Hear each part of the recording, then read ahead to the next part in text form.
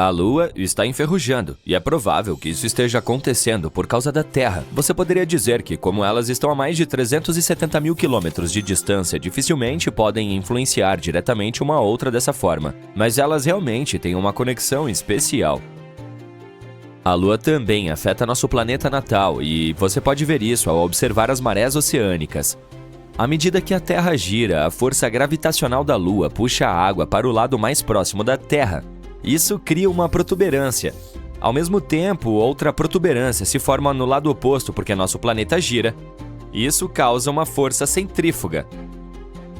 E então, o planeta continua a girar sob essas protuberâncias, razão pela qual temos duas marés baixas e duas marés altas todos os dias. Além disso, a Lua oscila de vez em quando, inclina-se mais ou menos e causa mudanças nas marés oceânicas.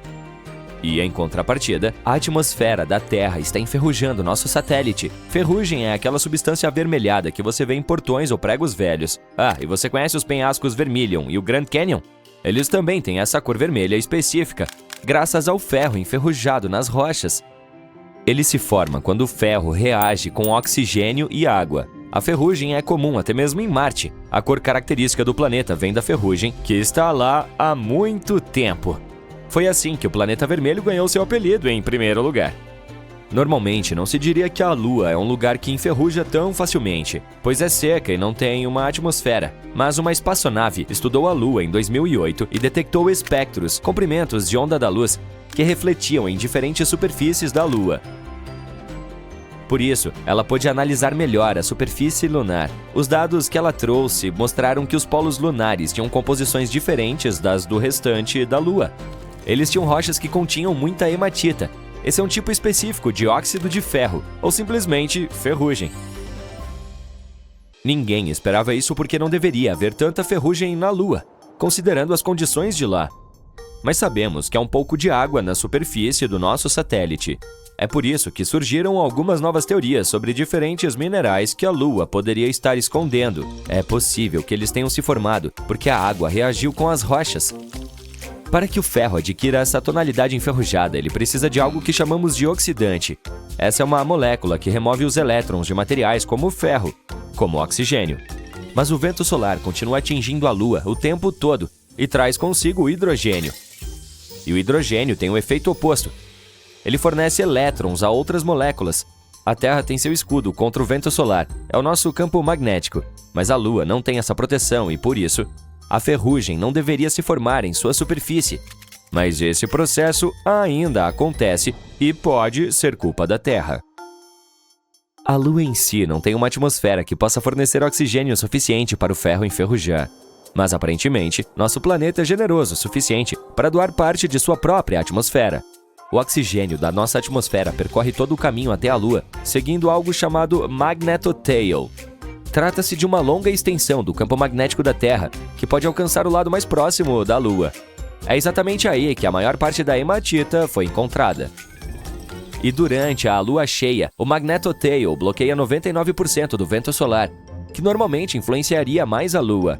É como se houvesse uma cortina temporária sobre sua superfície, o que dá tempo suficiente para a formação da ferrugem. Mas ainda há uma coisa importante necessária para o aparecimento da ferrugem: a água. Não é fácil encontrar a água se você decidir fazer uma caminhada pela Lua.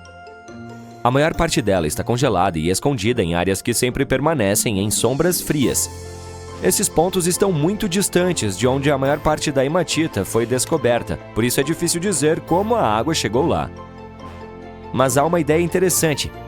Todas essas partículas de poeira que atingem a Lua podem estar liberando moléculas livres de água que estão presas na camada superficial do satélite. É assim que a água acaba se misturando com o ferro. Não sabemos exatamente em que consistem essas partículas de poeira. Elas podem estar carregando um pouco de água também. Quando atingem a superfície lunar, isso pode gerar calor, o que aumenta o processo de oxidação, formando mais ferrugem. Portanto, nosso planeta faz certas coisas que alteram a Lua, mas os humanos fazem o mesmo. Uma sonda que aterrissou na superfície lunar em 1949 foi o primeiro objeto feito pelo homem a tocar a Lua.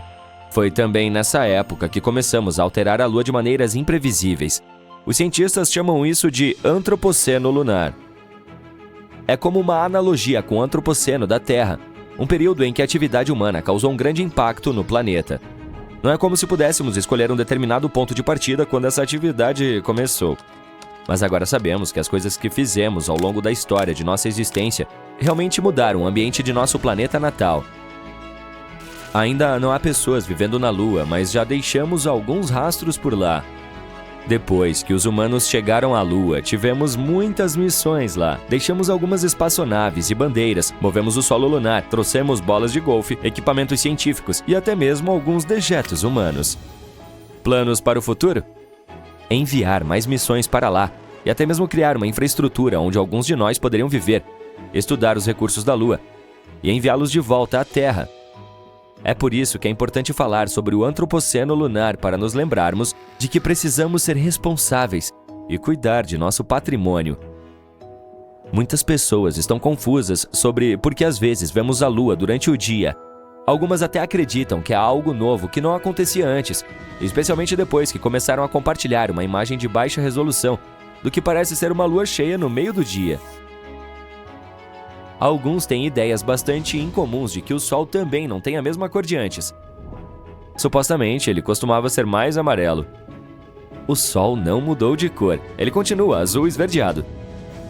Mas é possível que o víssemos mais amarelo quando éramos mais jovens, porque antes a poluição não era tão ruim. E com relação à Lua, podemos vê-la tanto à noite quanto durante o dia. Ela é mais brilhante à noite porque não há luz vinda do Sol. Mas não é que ela vá a lugar algum durante o dia, ela ainda está lá, mas não a vemos durante a fase de lua nova. Isso dura alguns dias e, durante esse período, a Lua se aproxima bastante do Sol. A luz dispersa vinda do Sol torna nosso satélite menos visível para nós. Por falar em fases da Lua, é fácil reconhecê-las quando você sabe em que deve prestar atenção. Primeiro, há a Lua Negra, que pode significar algumas coisas. Uma definição diz que ela ocorre quando temos 2 luas novas em um mês. Outra afirma que a Lua Negra ocorre quando não há lua nova em um mês. E isso só acontece em fevereiro. A Lua Azul não é chamada assim por causa da cor. É a terceira lua cheia em uma estação que tem 4 luas cheias. E uma superlua ocorre quando a lua cheia coincide com a maior aproximação da Lua com a Terra em sua órbita elíptica. É por isso que ela parece maior do que o normal. Às vezes, você pode olhar para o céu noturno e ver uma esfera assustadoramente vermelha lá em cima. Não se trata de sinais de que nos dizem que o fim do mundo está chegando ou que lobisomens estão vagando por aí. Mas sim, a lua de sangue é uma boa inspiração para histórias como essa. Na realidade, é apenas um evento astronômico quando nosso planeta projeta uma sombra avermelhada na Lua.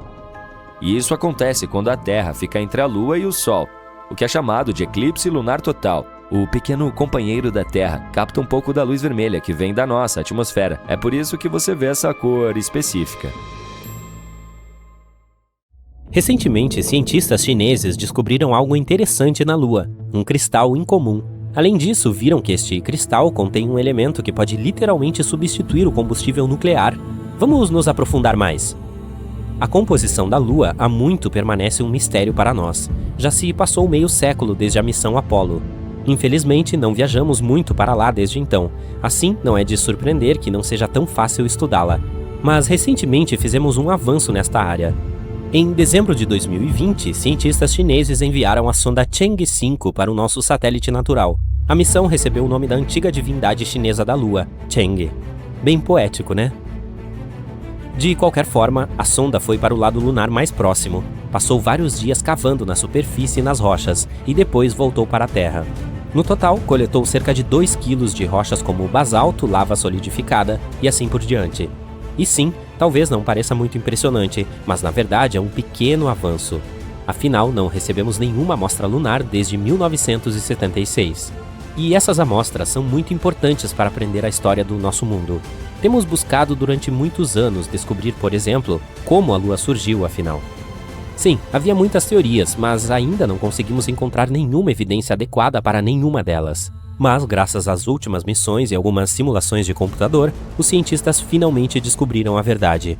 Ela nasceu quando algum planeta não aleatório colidiu com a Terra há muitos milhões de anos. Ele era ligeiramente menor que o nosso. Os fragmentos terrestres foram para o espaço, mas alguns permaneceram em nossa órbita. Então se juntaram e formaram o nosso satélite. Parece horrível, mas na realidade o nascimento da Lua foi a melhor coisa que já aconteceu ao nosso planeta. Se não fosse por este belo satélite, todos os nossos oceanos ainda seriam pequenas poças. A vida não teria aparecido de jeito nenhum. Portanto, esta já é uma descoberta incrível, mas ainda não é tudo. Estudando as rochas coletadas, os cientistas do Instituto de Pesquisa de Pequim descobriram algo incomum: um raro cristal lunar. Parece bem sem graça, não é? Apenas um minúsculo monocristal transparente com a espessura de um cabelo humano. Já encontramos essas coisas na Lua antes. Esses cristais foram formados como resultado da atividade vulcânica, assim como algumas granadas na Terra.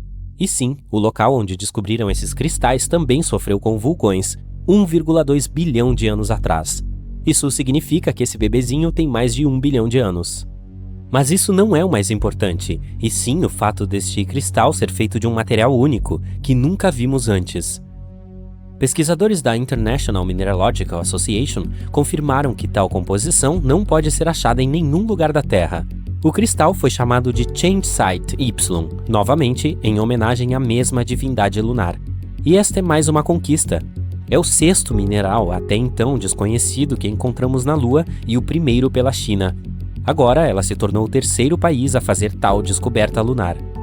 No entanto, esse minúsculo cristal não foi a única coisa notável que descobriram. Depois de estudar essa pedra e cerca de 140 mil outras partículas lunares, os cientistas viram outra coisa, o hélio 3. Por que isso é importante?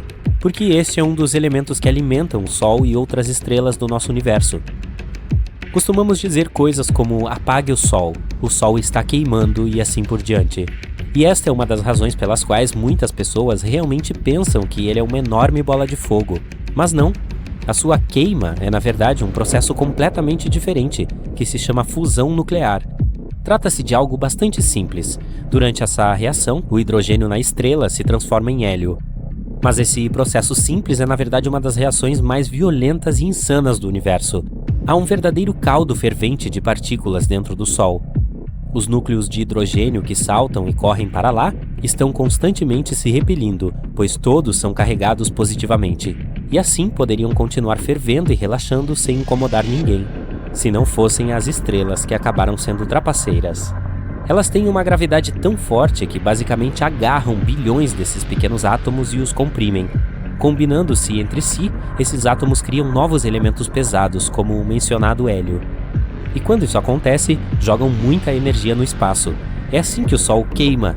Ao mesmo tempo, espalha tanta energia que nem imaginamos. Ok, então o que é o hélio 3? Bem, este é um elemento para o qual até o Sol pode dizer: "Ei cara, você deveria se acalmar." A fusão dos átomos de hélio 3 libera ainda mais energia do que na fusão nuclear típica. E o mais importante, não polui a atmosfera com coisas nocivas como radiação. Temos mas bem pouco hélio 3 na Terra. Sua prevalência em nossa atmosfera é de cerca de 1 em 1 milhão. Além disso, está constantemente tentando escapar de nós de volta ao espaço. Provavelmente sente algumas vibrações ruins vindas daqui. No entanto, os cientistas descobriram recentemente que existe um lugar que contém um montão desse elemento. Sim, você adivinhou, é a Lua. Achamos que há mais hélio 3 por lá do que aqui por causa dos ventos solares. O Sol tem batido no nosso satélite com seu hélio 3 por bilhões de anos, então agora ele está em todo lugar. Ainda não é muito se você comparar, por exemplo, com Júpiter ou Saturno, mas não esqueça de quanta energia ele pode liberar. Para sua informação, com apenas 25 toneladas de hélio 3, é possível fornecer energia para os Estados Unidos por um ano inteiro. Agora existem cerca de 35 mil toneladas dele na Terra e mais de 1 milhão de toneladas na Lua. Somente essas fontes poderiam alimentar os Estados Unidos por milhares de anos. Basicamente, no futuro, o hélio 3 pode se tornar uma nova fonte de combustível. E ele é melhor que o combustível nuclear em basicamente tudo. O hélio 3 não deixa resíduos e radiação nocivos, é mais forte e não tão perigoso. Em outras palavras, essa energia ecologicamente correta e eficiente pode ser uma revolução para o nosso planeta. Parece legal, né? Então, o que estamos esperando? Peguem as pás, você pode dizer, mas há um pequeno problema aqui. Infelizmente, ainda não criamos nada tão forte e quente quanto as estrelas. Para usar o hélio 3, precisamos de temperaturas e pressões insanas e de um reator termonuclear. E não temos ideia de como construí-lo ainda. E mesmo que pudéssemos aquecer esse elemento a tais temperaturas e obter a pressão necessária, ainda não saberíamos como lidar corretamente com ele. Portanto, mesmo que tenhamos uma quantidade infinita dele, ainda não poderemos usá-lo. Mas ainda assim, há uma grande força por trás desse elemento. Portanto, não é de surpreender que diferentes países já tenham iniciado uma corrida pelos recursos lunares. Agora que a Chang'e 5 descobriu um novo depósito de hélio 3 no lado mais próximo da Lua, essa corrida pode se tornar totalmente global. Por exemplo, a China já planeja uma nova missão lunar em 2024, a Chang'e 6. Durante esta missão, quer coletar as primeiras amostras do outro lado da Lua. Como você pode ver, encontrar esse cristal lunar foi muito importante para nós. Ele pode nos ajudar a encontrar novas maneiras de criar hélio 3. E se conseguirmos fazer isso, a humanidade entrará em uma nova era. Mas para fazer isso, ainda temos que resolver uma série de problemas. Como trazer um monte desses cristais lunares para cá? Como fazê-los produzir energia? E assim por diante. Vamos torcer para que no futuro esses problemas sejam resolvidos e encontremos uma maneira de produzir energia limpa, segura e ilimitada. Você está viajando pelas profundezas do espaço sideral, circulando estrelas e galáxias inteiras. Uau! Parece que esta nebulosa multicolorida logo entrará em colapso sob seu próprio peso e explodirá como uma supernova. Agora vamos circundar cuidadosamente este buraco negro. Tente não ser pego pelo campo gravitacional dele, ou ele vai engoli-lo como um monstro espacial. Espere. O que é aquela estrutura estranha ali? É uma muralha brilhante.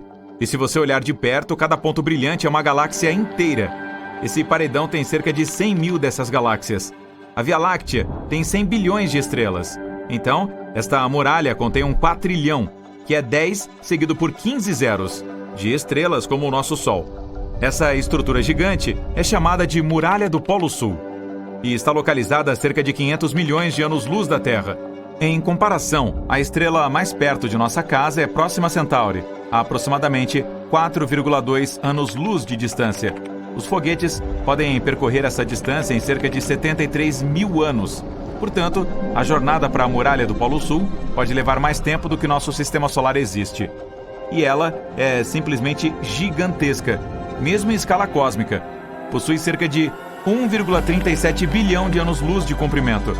Para dar uma ideia disso, a largura da Via Láctea é de apenas 100 mil anos-luz. Mas você não consegue ver o paredão mesmo com o telescópio mais poderoso, porque a própria Via Láctea obstrui a visão. Ela é tão brilhante que esconde a região. É como tentar olhar para o céu estrelado de uma metrópole. A poluição luminosa não vai deixar. Os cientistas conseguiram detectar esta muralha galáctica, medindo o desvio para o vermelho. Sabemos que todos os objetos no universo estão se movendo. Eles se espalharam dos outros como resultado do Big Bang, que aconteceu há bilhões de anos. E quando as galáxias se movem, suas ondas de luz mudam ligeiramente. Ao medir essa alteração, podemos entender o que é o objeto e como ele se desloca. E essa muralha nem é a maior do nosso universo, e sim a Grande Hércules Corona Boreal, uma superestrutura plana, gigante, com cerca de 10 bilhões de anos-luz de largura. Isso é cerca de 10% de todo o universo observável. Trata-se de um aglomerado de galáxias e conseguimos detectar essa estrutura gigante por rajadas de raios gama. É o evento eletromagnético mais brilhante do universo. Você pode até vê-lo nos confins dele. Essas explosões são um evento muito raro. Na Via Láctea, por exemplo, isso acontece uma vez a cada poucos milhões de anos. Se notarmos muitas delas em um curto espaço de tempo no mesmo local, significa que existem muitos objetos como a Via Láctea lá. Então, há muitas galáxias por aí. Outra estrutura gigante incomum no universo é o Grande Grupo de Quásares, com cerca de 4 bilhões de anos-luz de diâmetro. Portanto, é preciso um fóton de luz de quase o mesmo tempo que o nosso planeta existe, apenas para ir de um lado da estrutura para o outro. E se você colocar o Grande Grupo de Quásares na escala, ele seria 6,1 bilhões de vezes mais pesado que o nosso Sol. Os cientistas descobriram que existem pelo menos 73 deles nessa estrutura. Estes são alguns dos objetos mais incomuns do universo. São os núcleos ativos das galáxias. No centro de um quásar, há um buraco negro supermassivo. Um gigante devora a matéria ao seu redor. Uma força bárbara de gravidade torce a matéria ao redor do buraco negro, formando um disco, que é a fonte da radiação mais forte que existe.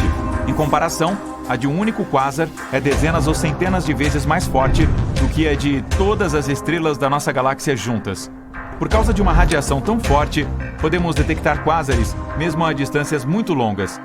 É por isso que eles também são chamados de faróis do universo e são usados pelos cientistas para estudar o universo e o movimento dentro dele. Um dos mais distantes de nós está a cerca de 13,1 bilhões de anos-luz de distância. Isso o torna um dos objetos mais antigos do universo. Ele surgiu cerca de 690 milhões de anos após o Big Bang e é quase 3 vezes mais velho que o nosso Sistema Solar. Além disso, ainda tem um brilho extremo, cerca de 4,14 vezes mais brilhante que o Sol.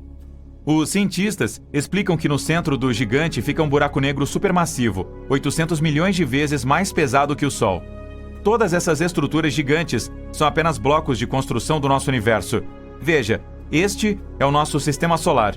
Agora, diminua um pouco o zoom. É aqui que nossa estrela natal fica na Via Láctea. Reduza novamente. Aqui está um grupo local de galáxias, assim como todos estes pontos brilhantes. Esta é Andrômeda, e esta é a galáxia do Triângulo. E mais algumas dezenas de outras galáxias ligeiramente menores. Elas estão todas gravitacionalmente conectadas. O tamanho da estrutura é de cerca de 10 milhões de anos-luz. Isso é 100 vezes a largura da Via Láctea. Diminua o zoom, por favor. Este é o superaglomerado de Virgem, 20 vezes maior que o grupo local.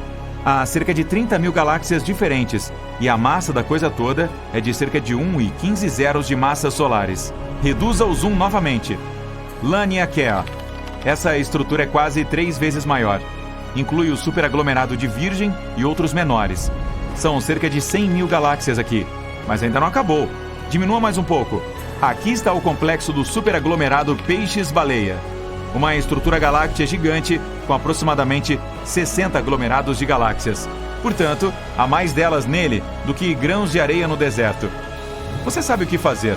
Menos um. Ufa, este é o universo observável. São mais de 500 bilhões de galáxias. E as estrelas? Bem, existem cerca de 1 bilhão de trilhões delas. O universo observável tem sua própria estrutura. Aglomerados de galáxias formam cadeias e muralhas, como você já viu. Mas esses fios são separados por imensas regiões de vazio absoluto, as áreas chamadas de vazios. Nesses lugares não existe matéria alguma, há menos moléculas neles do que em uma sala vazia. Um desses vazios tem uma reputação muito mística, é o supervazio de Eridano, ou ponto frio. Ele surgiu apenas 380 mil anos após o Big Bang. Tem quase 1 bilhão de anos-luz de largura e pode conter centenas ou milhares de galáxias com trilhões de estrelas. Alguns cientistas acreditam que pode ter sido o resultado da maior colisão de todos os tempos, envolvendo universos. Existe uma teoria de que o nosso é uma espécie de bolha, uma enorme esfera que contém todas essas muralhas e cadeias de galáxias. Agora, imagine que há um número infinito dessas bolhas. Podem ser mundos paralelos ou universos diferentes. Muitos anos atrás, uma delas chegou perto da bolha do nosso universo. As paredes se tocaram e os dois universos se conectaram por um tempo, como duas gotas de água se juntando, mas o outro continuou se movendo. A área onde as bolhas se uniram ficou cada vez mais fina até que essa conexão se rompeu e elas se separaram uma da outra. Neste ponto, o segundo universo arrancou parte do material da nossa bolha. Todas aquelas galáxias que costumavam preencher o supervazio de Eridano acabaram em um universo paralelo. Os cientistas supuseram que poderíamos viajar através de outras bolhas. Voar até a suposta muralha do nosso universo levaria uma eternidade e demoraria ainda mais para viajar pelo espaço interuniversal. Então, temos que usar portais ou buracos de minhoca. Aqui está como funciona. Imagine um pedaço de papel com o ponto A de um lado e o B do outro. Em vez de percorrer toda a folha de papel, apenas a dobramos, de modo que o ponto A fique logo acima do ponto B. Tudo o que resta é fazer um pequeno buraco, e a viagem leva apenas alguns instantes. Alguns cientistas acreditam que esses atalhos pelos universos ficam dentro de buracos negros. Mas como sobreviver caindo em um deles? É preciso apenas escolher um que seja grande o suficiente. Tudo se resume à gravidade. Imagine que você está caindo em um buraco negro agora. Quanto mais perto chega dele, mais força ele exerce, e se intensifica a cada centímetro. Em um ponto, a força gravitacional que afeta a sua cabeça é muito mais forte do que nos pés. Então você se transforma em espaguete. Mas, se escolher um buraco negro supermassivo como os dos centros das galáxias, a força gravitacional aumenta gradualmente. Eles podem ser milhões de vezes mais pesados que o Sol e muito maiores. Mas a força gravitacional na sua cabeça e em seus pés será quase igual. E você ainda se sentirá confortável. Quem sabe, talvez, se conseguir sobreviver a uma queda em um buraco negro tão grande, você se encontre em um universo completamente diferente, onde diferentes leis da física se aplicam, mas até agora, isso é apenas uma teoria. O espaço vazio não é realmente vazio, pelo menos é o que diz a teoria quântica de campo. Na verdade, ele está repleto de pequenas vibrações que podem se transformar em partículas virtuais se tiverem energia suficiente. Essas partículas virtuais podem produzir pacotes de luz com baixa energia chamados fótons. Agora, há algo que todo buraco negro tem: um horizonte de eventos. É um ponto de não retorno. Isso significa que, uma vez que algo cruze esse ponto, nunca mais sai de lá, nem mesmo a luz. E há uma força gravitacional incrivelmente forte em torno do horizonte de eventos. Os buracos negros sobrevivem devorando o gás e as estrelas ao seu redor. Na maioria dos casos, um buraco negro tem um disco giratório de material ao seu redor, chamado de disco de acreção. Ele brilha imensamente à medida que todos os elementos que se aproximam demais de um horizonte de eventos são aquecidos e despedaçados antes que o buraco negro os engula. À medida que o material se aproxima, ele começa a viajar e a se mover cada vez mais rápido, contornando o buraco negro.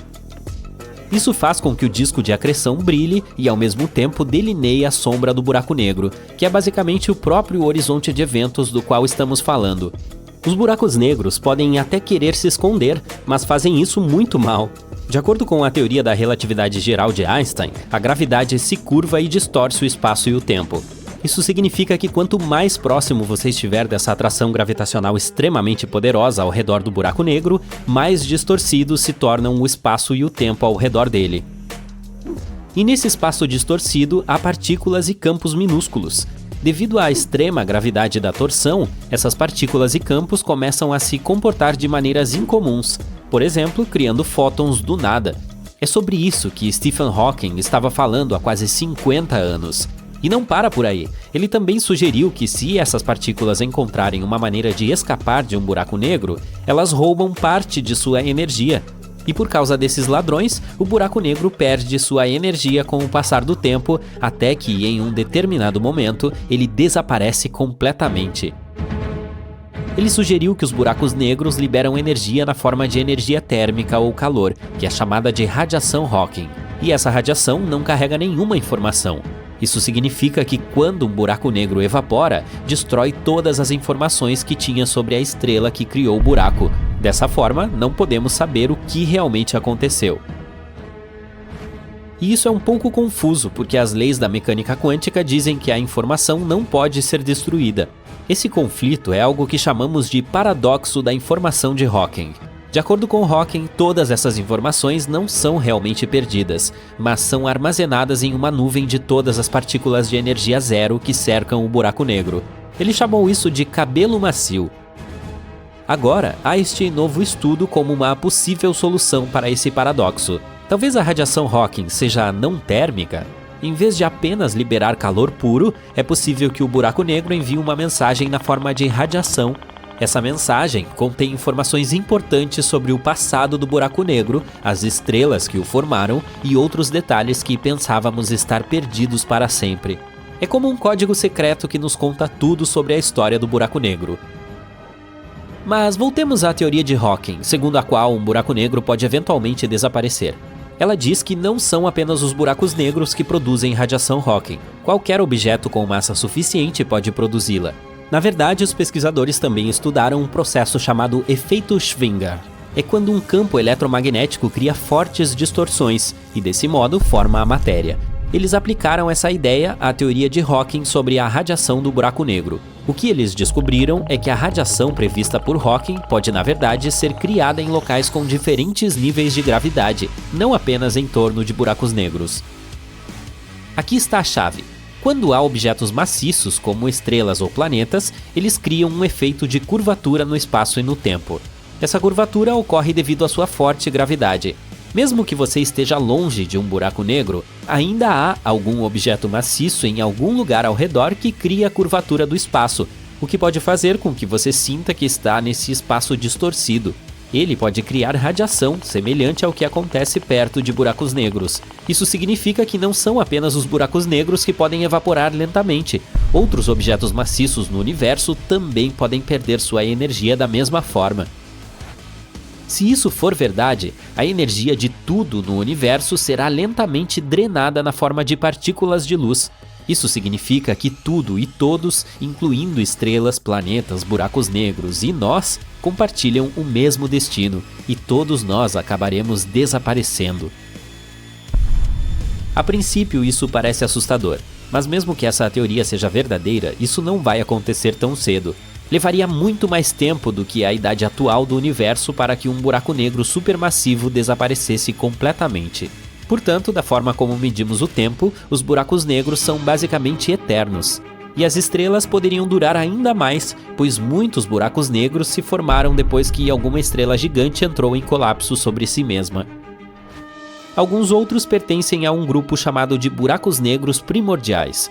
Hawking, que ficou famoso por falar sobre buracos negros, também mencionou esses. E a teoria diz que eles provavelmente se formaram espontaneamente no início do universo, não muito tempo depois do Big Bang. Hawking percebeu que os buracos negros primordiais poderiam ter tamanhos diferentes, de muito leves a muito pesados. Os muito pequenos já teriam desaparecido por causa da radiação Hawking. Há uma ideia muito legal de que esses buracos negros primordiais poderiam ser matéria escura. Trata-se de uma substância misteriosa que os cientistas acreditam existir no universo. Ela não emite nem reflete luz, portanto não podemos vê-la diretamente. Os cientistas acreditam que a matéria escura pode explicar por que as estrelas nas galáxias se movem de maneiras estranhas.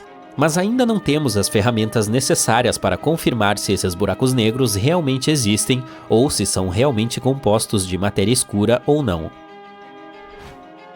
Hawking também explorou a ideia de que nosso universo é apenas um dentre muitos universos. Esse é um conceito chamado de multiverso. Alguns cientistas acreditam que qualquer situação que você possa imaginar em sua vida pode estar acontecendo em algum outro universo. Hawking não concordou com isso e, em seu trabalho final, propôs uma nova estrutura matemática que tornava o multiverso finito em vez de infinito. Isso significa que haveria um número limitado de universos em vez de um número infinito. Outra coisa que é difícil de testar e provar, mas pelo menos nos deixa pensando. Acredite ou não, a viagem no tempo não é tão impossível de acordo com as leis da física. Os cientistas têm equações que sugerem que poderíamos ter algo chamado curvas fechadas de tipo tempo que nos permitiriam voltar no tempo. Imagine voltar aos momentos mais embaraçosos de sua vida. Sabendo o que aconteceria, você poderia evitá-los. Mas aqui está a parte complicada. Voltar no tempo pode causar grandes problemas. Isso poderia criar situações em que as coisas aconteceriam de uma forma que não faz sentido. Imagine que você está andando na rua e encontra seu eu mais jovem ou mais velho, ou muda acidentalmente coisas que já aconteceram. Hawking também estava falando sobre essa parte, e todas essas coisas o deixaram preocupado com a viagem no tempo. Ele fez uma suposição chamada conjectura de proteção cronológica. Ele sugeriu que pode haver uma regra da natureza que impeça a viagem no tempo, pois isso poderia criar todas essas situações estranhas e confusas em que simplesmente voltaríamos, corrigindo nossas decisões erradas em vez de viver no presente. Até que descubramos como viajar no tempo sem causar tais interrupções, acho que tudo o que nos resta são lições de vida e aprender com nossos erros.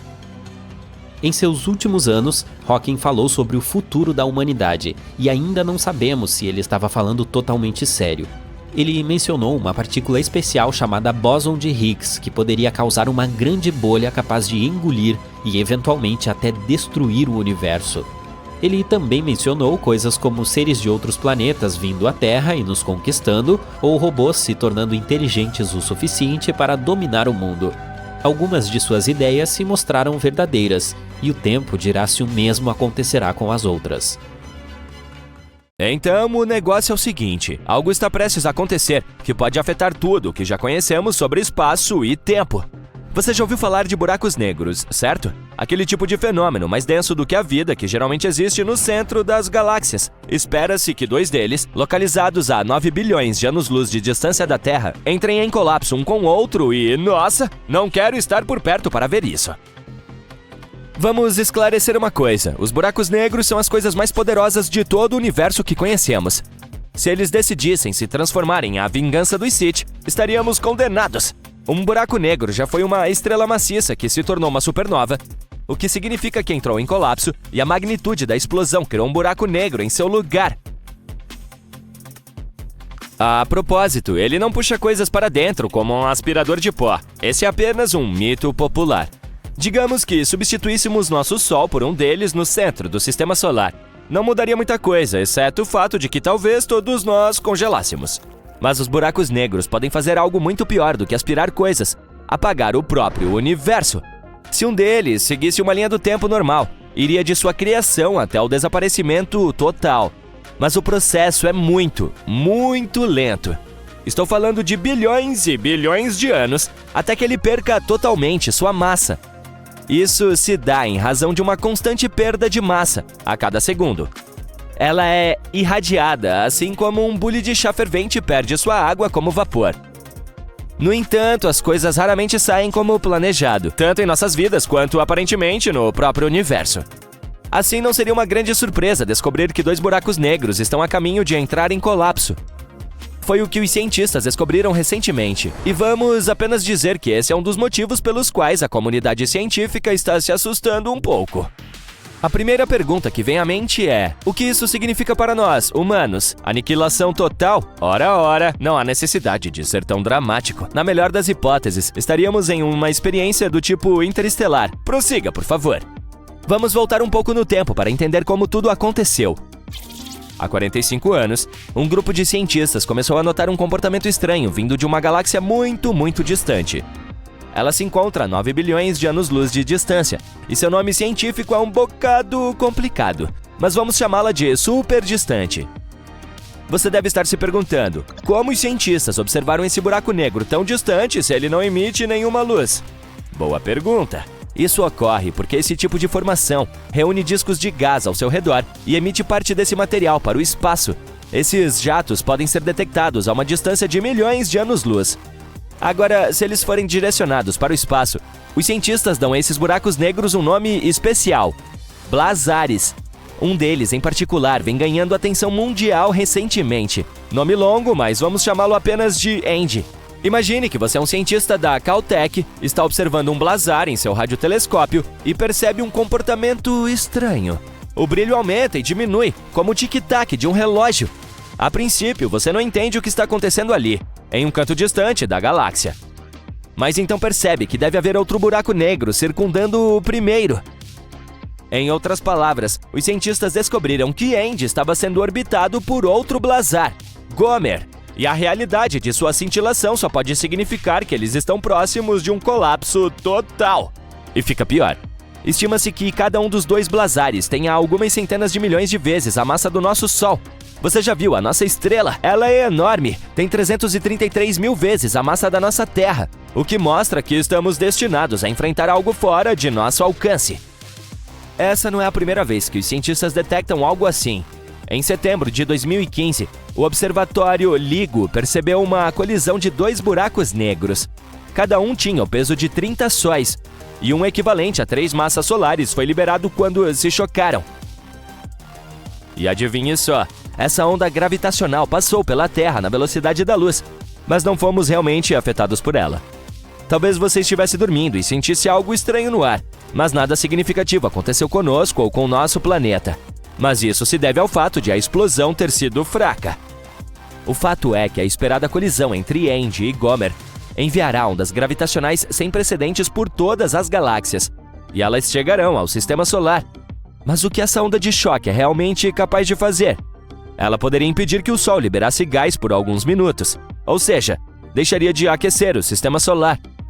Então, digamos que você estivesse em seu dia de verão e, do nada, a atmosfera congelasse por alguns segundos. Não parece muito agradável, não é? Mas essa é, na verdade, uma possibilidade melhor do que a próxima. Em um dos piores cenários, a explosão da colisão entre Andy e Gomer poderia quebrar as ligações entre os átomos e fazer com que tudo se desintegrasse. Você, eu, seu gato. Todos nos transformaríamos em pequenas partículas flutuando no vácuo do espaço.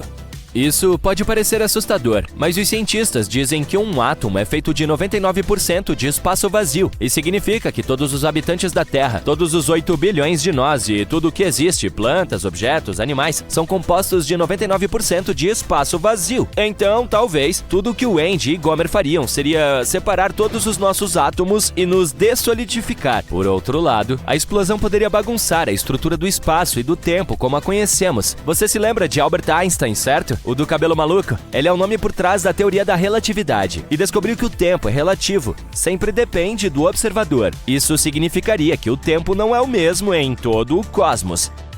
Mas por quê? Bem, porque a teoria da relatividade de Einstein também é uma da gravidade. Ele indicou que a gravidade é o efeito que os objetos têm sobre o tecido do espaço-tempo. Todo objeto que tem massa, incluindo eu, você, seu gato e nosso planeta, e cria uma deformação ou uma distorção no tecido do espaço-tempo que faz com que ele se curve. Quanto maior a massa, maior a força gravitacional e maior a distorção no tecido.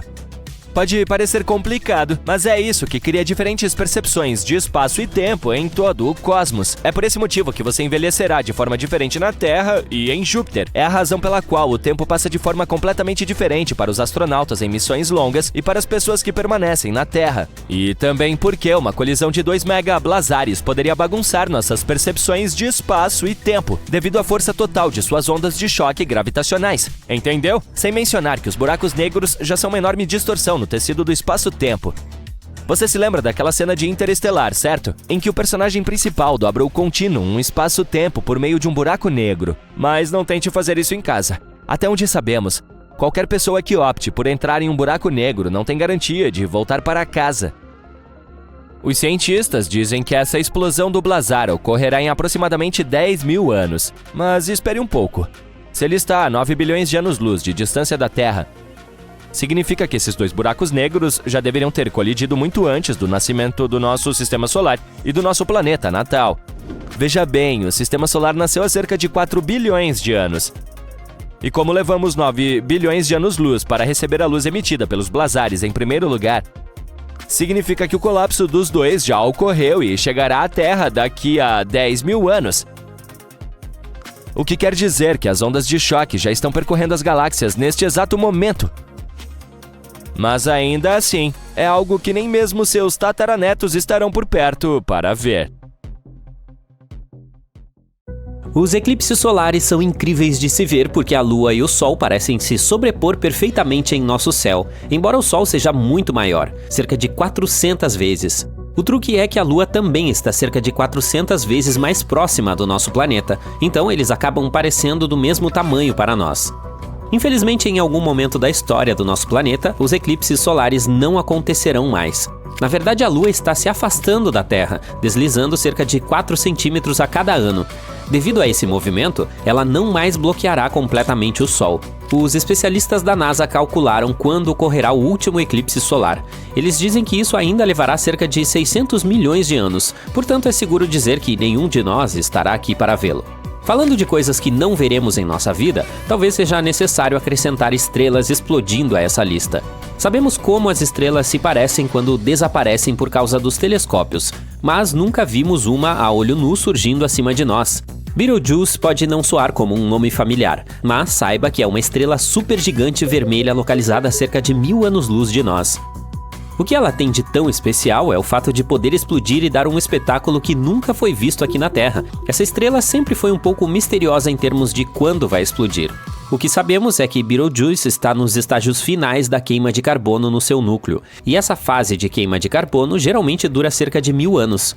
A probabilidade é de que não veremos nenhuma estrela entrando em colapso tão cedo. Mas como esse evento provavelmente será inofensivo para o nosso planeta, é algo empolgante para as gerações futuras aguardarem. Além disso, se você estiver curioso para ver Betelgeuse no céu noturno, ela geralmente é visível nas noites de janeiro e fevereiro, e no início de agosto é possível vê-la antes do nascer do sol. Ela tem uma tonalidade laranja avermelhada suave e única, perfeita para mostrar aos céticos que as estrelas de fato têm cores. Nosso planeta também sofrerá muitas mudanças no futuro. Se pudéssemos viajar alguns milhões de anos à frente, talvez não reconhecêssemos o mapa do nosso planeta. Atualmente a Terra tem 7 continentes, mas nem sempre foi assim, e é provável que isso também mude no futuro. Há cerca de 310 milhões de anos, a Terra tinha um megacontinente chamado Pangeia. Há cerca de 180 milhões de anos, ela começou a se fragmentar. Agora, os cientistas acreditam que nos próximos 200 milhões de anos, talvez vejamos a formação de outro grande continente. De fato, podemos estar bem no meio da formação de todo esse supercontinente. Há 4 cenários principais de como essa nova Terra poderia se formar, cada um com sua própria reviravolta. Todos eles estão relacionados à forma como a Pangeia se dividiu e como os nossos continentes ainda estão se mexendo. Nosso dia, o ciclo de 24 horas em que vivemos, também está se estendendo lentamente. Essa mudança silenciosa e gradual acabará nos levando a dias com 25 horas de duração. E aqui está a razão pela qual isso está acontecendo. A rotação da Terra, o giro que fazemos todos os dias, está ficando um pouco mais lenta a cada ano, e tudo isso graças à Lua. Isso ocorre porque nosso satélite está roubando parte da energia da Terra. Sabemos que isso está acontecendo por causa de um dispositivo interessante chamado Laser Ranging Retroreflector. Ele dispara feixes de laser para a Lua, e quando esses feixes retornam à Terra, demoram um pouco mais para voltar. Esse pequeno atraso é um indício de que nossos dias estão se alongando. Então, quanto tempo falta para termos 1 hora extra por dia para terminar nossas listas de tarefas? Bem, os especialistas da NASA fizeram alguns cálculos. No último século, nossos dias ficaram cerca de 1,4 milissegundos mais longos. Se fizermos uma análise mais detalhada dos últimos 2.000 anos, usando registros históricos de eclipses solares, nosso dia se estendeu por uma média de 2,5 milissegundos a cada século. Deixando de lado os cálculos tediosos, precisamos de cerca de 50 mil anos para que um único segundo extra seja adicionado ao nosso dia. Isso significa que serão necessários 180 milhões de anos para que um dia aqui na Terra tenha 25 horas. Isso é claro se nada mais acontecer com a rotação do nosso planeta nesse meio tempo. A Via Láctea e um de seus vizinhos mais próximos, Andrômeda, também estão planejando se fundir em algum momento no futuro. Não estaremos aqui para presenciar essa interação, mas provavelmente não sentiremos uma grande mudança daqui da Terra. A colisão de galáxias pode parecer um tanto incomum, especialmente porque sabemos que o universo está se expandindo. Se as galáxias estão se afastando cada vez mais, como é que elas ainda conseguem se encontrar? Bem, as galáxias que estão próximas não ficam apenas flutuando. Cada uma delas tem um efeito sobre a outra graças à gravidade. Essa é a razão pela qual a Via Láctea e Andrômeda estão se aproximando a cerca de 300 km por segundo. Se fizermos as contas, isso significa que a colisão não ocorrerá por mais 4 ou 5 bilhões de anos. E é provável que elas passem suavemente uma pela outra, sem que mudanças visíveis sejam sentidas em nosso sistema solar. Em um futuro distante, haverá um momento em que os impressionantes anéis gelados de Saturno também não estarão mais aqui, pelo menos de acordo com algumas novas pesquisas. A missão Cassini da NASA, que passou seu tempo orbitando Saturno entre 2004 e 2017, reuniu algumas novas informações sobre esses anéis e quando eles poderão desaparecer. Os cientistas vêm discutindo há algum tempo a idade dos anéis de Saturno. Alguns pensaram que eles deviam ser muito jovens porque ainda são muito brilhantes e gelados. Eles imaginaram que, ao longo de bilhões de anos, eles deveriam ter sido desgastados e escurecidos por todos os objetos espaciais que se chocaram contra eles. Na verdade, é possível que esses anéis ainda estivessem tomando forma quando os dinossauros vagavam pela Terra. Quando objetos espaciais estranhos entram sorrateiramente nos anéis, eles empurram o material do círculo mais interno em direção a Saturno em um ritmo bastante rápido. Como resultado, a missão Cassini viu os anéis perderem toneladas de massa a cada segundo. Isso significa que esses anéis não ficarão visíveis por muito mais tempo, em termos cósmicos, pelo menos.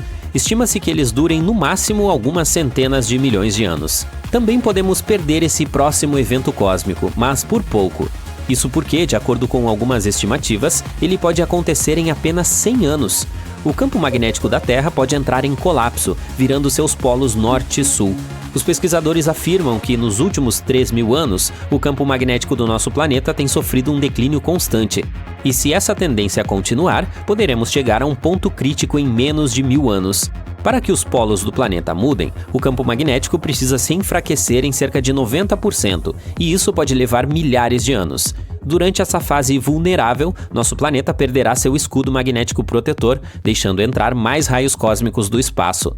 A última vez que essa invasão dos polos aconteceu foi há quase 800 mil anos. O problema é que estamos atualmente em uma dessas fases mais arriscadas. O campo está ficando mais fraco, mas há uma chance de que ele recupere sua força. No entanto, nesse ritmo de declínio, ele pode cair para quase zero em apenas alguns séculos ou em um milênio. E já estamos testemunhando os efeitos do enfraquecimento do nosso campo magnético em nossos satélites.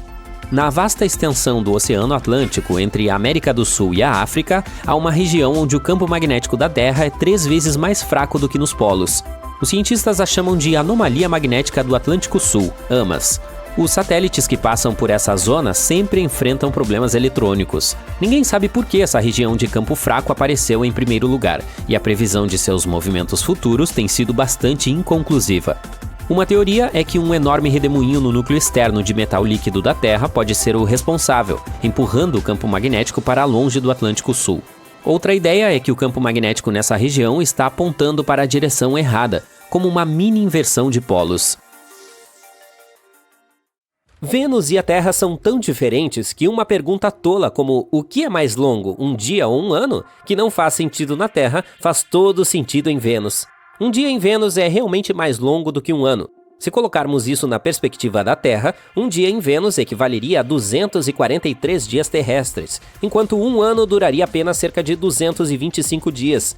Então é como se seu aniversário fosse todo dia. Vênus é frequentemente apelidado de gêmeo mau da Terra. Suas diferenças são tão gritantes que você pensaria que eles são de galáxias diferentes. Só para ter uma ideia da distância entre eles, se a relação dia-ano não fosse suficiente, o Sol nasce no oeste em Vênus e se põe no leste. Atualmente, uma das poucas semelhanças entre esses dois planetas é seu tamanho, mas tente imaginar uma época em que Vênus e a Terra eram como ervilhas em uma vagem, amigos desde o início do Sistema Solar. Vênus costumava ser uma festa. Os cientistas da NASA acreditavam que Vênus pode até ter abrigado um oceano de água líquida e temperaturas de superfície que poderiam ter acolhido a vida por até 2 bilhões de anos. Mas a história de Vênus nos dias atuais é diferente. Estamos falando de temperaturas extremas e uma atmosfera espessa de dióxido de carbono. Então, o que levou a essa transformação cósmica? Tamanho, localização e atitude. Quero dizer que a distância do Sol e o calor interno desempenharam um papel enorme na formação dos destinos de Vênus e da Terra. A propósito, havia 3 irmãos que poderiam ter abrigado a vida: Vênus, Terra e Marte. Imagine 3 cupcakes em um forno. Quando estavam totalmente assados, foram retirados do forno. Um deles foi colocado em frente a uma janela aberta no meio do inverno, outro foi cuidadosamente colocado em uma mesa e coberto com um pano de cozinha limpo e bonito, e o último foi esquecido acidentalmente e deixado no forno. Marte, Terra e Vênus são como esses cupcakes. Marte ficou muito frio e não é acolhedor. A Terra ainda é agradável e quente e está bem protegida de todas as coisas desagradáveis. E Vênus ficou muito quente e impossível de consumir. Em termos de desenvolvimento, a Terra seguiu o caminho lento e constante, mantendo seus oceanos, atmosfera estável e biodiversidade. Vênus, por outro lado, aumentou a temperatura, evaporou seus oceanos e passou a usar todos os gases de efeito estufa. Como resultado, temos um planeta onde você derreterá mais rápido do que um boneco de neve em janeiro. Marte, ao contrário, o transformará em um picolé de gelo em segundos, mas é provável que ele tenha sido bastante hospitaleiro em algum momento. Alguns cientistas acreditam que Marte costumava ser coberto por rios e lagos caudalosos e que não havia escassez de água. Até hoje, Marte ainda tem um oceano chamado Oceanos Borealis, ou melhor, os restos do que um dia foi um oceano. Ele perdeu quase toda a sua água com o tempo. Atualmente, as fontes de água em Marte incluem calotas polares de gelo e minerais em rochas. De acordo com as estimativas, apenas 1% de toda essa água evaporou, enquanto 99% ainda está retida no planeta vermelho.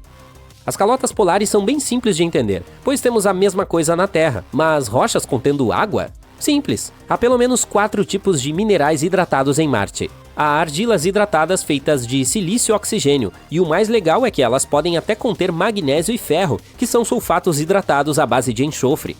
Sei que você pensou no cheiro de ovos podres, mas ele é típico do enxofre de hidrogênio, e não apenas do enxofre. Esses minerais têm água incorporada diretamente em suas fórmulas químicas. Há também a sílica hidratada, que também tem água em sua fórmula.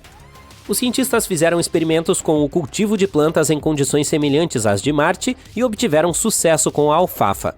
A colheita da alfafa também ajudou a melhorar o crescimento de outras culturas, como nabos e alface. Embora a água possa estar disponível no planeta vermelho, o ar em Marte é principalmente dióxido de carbono.